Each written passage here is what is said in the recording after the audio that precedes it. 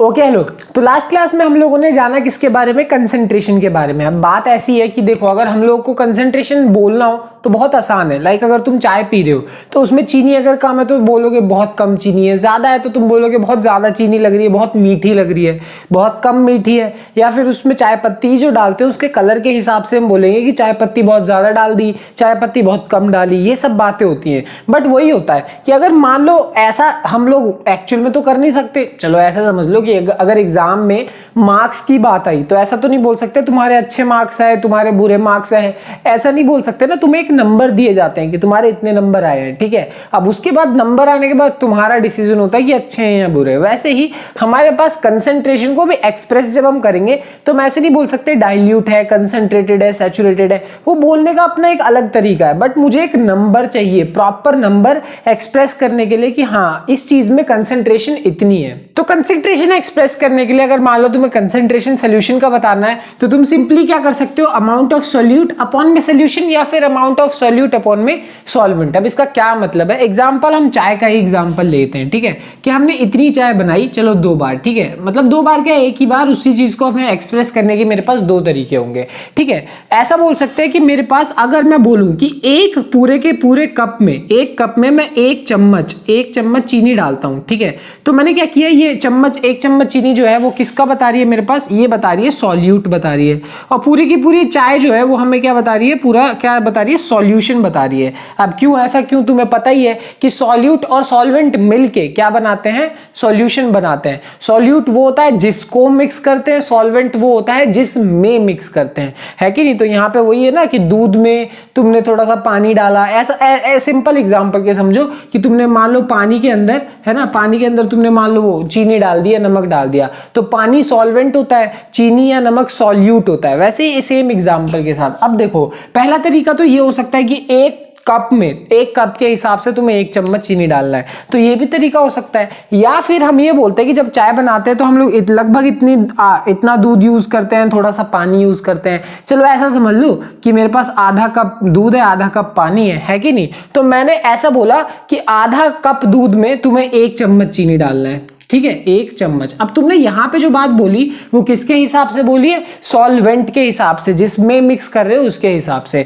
यहां पे तुम पूरे सोल्यूशन को ले रहे हो, पूरा का पूरा चाय को ले रहे हो, यहां तुम सिर्फ और सिर्फ दूध को ले रहे हो, है कि नहीं, ये वाली बात। तो फर्क होता है, वही है कि यहाँ पे सॉल्यूट को सोल्यूशन से, सॉल्यूट को सॉल्वेंट से डिवाइड करोगे तो तुम्हारे पास क्या आ जाएगा, कंसंट्रेशन आ जाएगा। ये एग्जैक्ट बिल्कुल वही वाली बात है कि तुम्हारे मार्क्स कितने आए हैं मान लो, और टोटल मार्क्स कितने थे, यही चीज है। डिवाइड करते हैं तरीके से परसेंटेज आता है, ये बिल्कुल वैसा ही है। अब इसको एक्चुअल के जो कैलकुलेट करने के मेथड जो होते हैं, फॉर्मूला जो होते हैं, वो हमारे पास 2 फॉर्मूला है। पहला फॉर्मूला है मास ऑफ सॉल्यूट अपॉन में मास ऑफ सॉल्यूशन, और दूसरा है मास ऑफ सॉल्यूट अपॉन में वॉल्यूम ऑफ सॉल्यूशन। बिल्कुल सिंपल एग्जांपल के साथ समझो कि अगर मान लो तुम 1 किलो, मान लो तुम्हारे पास 1 किलो पानी है। अब पानी को किलो में नापा जा सकता है, हालांकि उसे वॉल्यूम में नापना चाहिए लीटर में, बट किलो में भी नाप तो सकते ही हैं, बिल्कुल नाप सकते हैं। अगर मान लो तुमसे 1 किलो पानी में बोला जाए कि तुम्हें क्या करना है, 30 ग्राम अगर तुम्हें चीनी डालनी है, ठीक है। तो यहां पे तुमने क्या किया कि मास लिखा सॉल्यूट का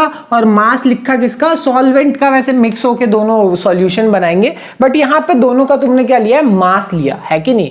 कि तुम्हारे पास पानी है उसका भी तुमने वजन लिया, चीनी है उसका भी तुमने वजन लिया। अगर और दूसरा मेथड मेरे पास क्या है कि मैं फिर से क्या करूं, 30 ग्राम चीनी ही लूं, ठीक है। बट इस बार जो मैं पानी है उसको मैं किलो में नहीं नापूंगा, उसको मैं किस में नापूंगा, लीटर में नापूंगा। कि मेरे पास 1 लीटर पानी है, अब मान लो। तो यहां पे तुमने पानी को किस में नापा, वॉल्यूम में नापा, और यहां पे तुमने पानी को किस में नापा, मास में नापा, मतलब किलो में नापा, ऐसा कह सकते हो। तो यहां और यहां पे बस यही फर्क है और कुछ भी फर्क नहीं है। अब बोलोगे कि ये दोनों अलग, जब फर्क नहीं है तो अलग अलग मेथड यूज क्यों किए हैं। ऐसा इसलिए यूज करते हैं क्योंकि दोनों के अपने अपने अलग अलग जगह होती है यूज करने की, है कि नहीं। लाइक अगर एग्जाम्पल के तौर पर बेसिकली होता क्या है कि कभी कभी ना कुछ चीजें ऐसी हैं जो तुम किलो के हिसाब से खरीद खरीदते हो, है ना। अगर तुम आटा ले रहे हो या फिर कुछ और ले लो, उसमें किलो के हिसाब से लेते हो, मास के हिसाब से लेते हो। बट कुछ चीजें ऐसी होती है जिन्हें हम वॉल्यूम के हिसाब से लेते हैं, दूध हो गया, पानी हो गया, ये सब चीजें वॉल्यूम। तो जब हम मास की बात करेंगे तो हमारे लिए ये वाला फॉर्मूला ज्यादा यूज आएगा,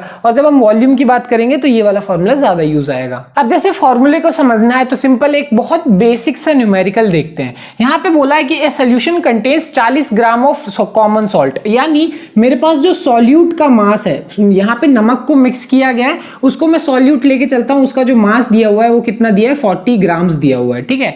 इन 320 ग्राम ऑफ वाटर, यहाँ पे जो सॉल्वेंट का मास है, सॉल्वेंट यानी पानी के अंदर मिक्स किया है, उसका मास कितना है, 320 ग्राम दिया हुआ है, ठीक है। सॉल्यूट का मास है, सॉल्वेंट का मास है। आगे बोला है calculate concentration in mass by mass percentage. तुम्हें क्या निकालना है, कंसंट्रेशन निकालना है मास बाय मास से। अभी मैंने फॉर्मूला बताया कि फॉर्मूला होता है मास ऑफ सॉल्यूट अपॉन में मास ऑफ सॉल्यूशन इनटू 100, और यहाँ पे सॉल्यूट का दिया हुआ है 40, नीचे लिख दो 320 इनटू क्या कर दो 100, तो ऐसे आंसर आ जाएगा। क्या ये आंसर सही है? नो, ये आंसर क्या है, बिल्कुल भी गलत है, ठीक है। ध्यान रखना क्वेश्चन में हमें पानी का मास दिया हुआ है, पानी का मतलब सॉल्वेंट, और जो फॉर्मूला है, फॉर्मूले में ऊपर तो हमें मास ऑफ सॉल्यूट ही रखना है, बट नीचे मुझे मास ऑफ सॉल्यूशन रखना है। और सॉल्यूशन क्या क्या मिलके बनता है, सारी की सारी चीजों को मिला के बनता है। सॉल्यूशन बनता कैसे है, सॉल्यूट और सॉल्वेंट को मिला के बनता है। सॉल्यूशन बनता कैसे है, जब तुम चीनी और पानी दोनों को मिला देते हो, तो यानी जब इसको और इसको दोनों को ऐड करोगे, यानी 40 और 320 दोनों को ऐड करोगे, तब जाके तुम्हें क्या मिलेगा, मास ऑफ सॉल्यूशन मिलेगा, ठीक है ना। और जो सिर्फ 320 है वो मास किसका है, सॉल्वेंट का है, ध्यान रखना। यहीं पे अगर इसको सॉल्व करेंगे तो बहुत सिंपल है, आगे तो अपॉन में 360 इंटू 100, ठीक है। 10 से 10 गया, 4 के टेबल में 9 टाइम्स में ये आएगा अप्रोक्सीमेट। आंसर कितना आएगा, 11.1% कैलकुलेट करने के बाद। सिंपल सी बेसिक सी कैलकुलेशन है।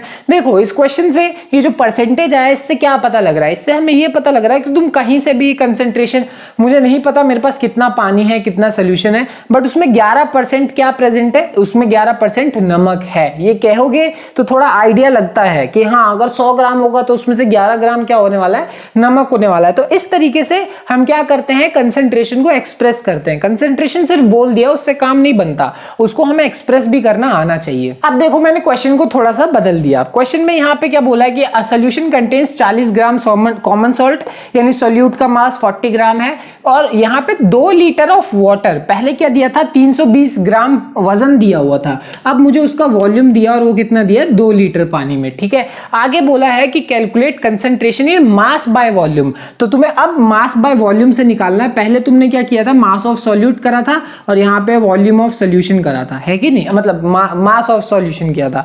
अब तुम्हें मास की जगह क्या रखना है, वॉल्यूम रखना है। इस बार क्या करोगे, फिर से वही वाला मेथड है ना, कि हमारे पास क्या होने वाला है, ऊपर मास ऑफ सॉल्यूट जो की वैल्यू कितनी है उसकी 40, नीचे वॉल्यूम ऑफ सॉल्यूशन, और वॉल्यूम ऑफ सॉल्यूशन की वैल्यू कितनी है, ये तो वॉल्यूम ऑफ सॉल्वेंट है, तो वॉल्यूम ऑफ सॉल्यूशन कितना है, तो आंसर है 2 लीटर। अब तुम बोलोगे ये तो आप गलत कर रहे हो, पिछले केस में आपने 40 प्लस उसको ऐड किया, अब यहाँ पे क्या नाम है, 2 लीटर सॉल्वेंट है, उसे सॉल्यूशन की जगह रख दिया, ये तो गलत बात है। तो ध्यान दो, ध्यान से सुनो मेरी एक बात। अब तुम्हारे पास मान लो 1 गिलास पानी है, ठीक है, अब 1 गिलास पानी है, इसमें तुमने क्या कर दी, चीनी ऐड कर दी, इतना उसका लेवल है, पानी का यहाँ तक लेवल है, ठीक है ना। तुमने चीनी ऐड कर दी, अच्छे से उसमें मिक्स कर दी, तो क्या इसका जो लेवल है वो ऊपर जाएगा क्या, या फिर उसका लेवल नीचे आएगा, ठीक है। अगर तुम लोगों ने फर्स्ट चैप्टर अच्छे से पढ़ा है तो तुम्हें पता है इन दोनों में से कुछ भी नहीं होगा, ना लेवल पानी का बढ़ेगा ना घटेगा, और ऐसा तुम्हारे साथ होता भी है। ऐसा इसलिए होता है क्योंकि जब चीनी जाएगी अंदर मिक्स हो जाएगी तो वाटर के अंदर जो खाली जगह होती है ना,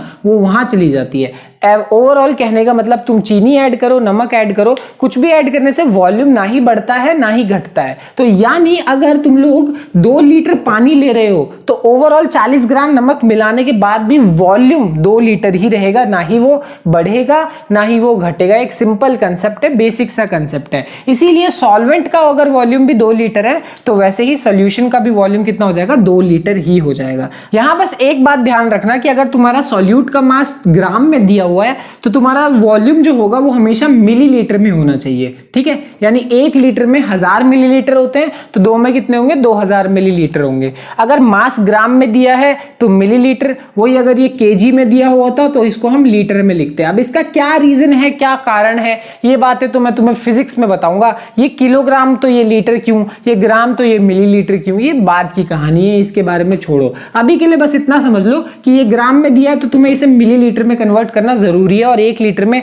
1000 होते तो 2 में 2000 हो जाएंगे। सिंपल सी बात। अब सॉल्व करना बहुत सिंपल है। 40 ग्राम अपॉन में वॉल्यूम कितना है, 2000 है ना, इंटू 100 है कि नहीं। अब यहां से 2 0 से 2 0 कट गया, 1 0 से 1 0, और इसके टेबल में 2, यानी आंसर कितना आया, 2%। बस आंसर आ गया हमारे पास 2%। कहने का मतलब कि 2 लीटर में अगर 40 ग्राम नमक मिक्स करोगे तो उसका कंसंट्रेशन कितना है, 2%। परसेंट से हमें पता चल गया, और ये percentage mass by volume percent है। समझ में आ गई बात। तो ये थी छोटी सी कहानी, और छोटी नहीं काफी बड़ी कहानी थी, और यहाँ पे तुम्हें समझ में आ गई होगी कंसंट्रेशन की सारी बातें, ठीक है। अब खैर जो भी है, अगली क्लास में मिलते हैं। Bye bye.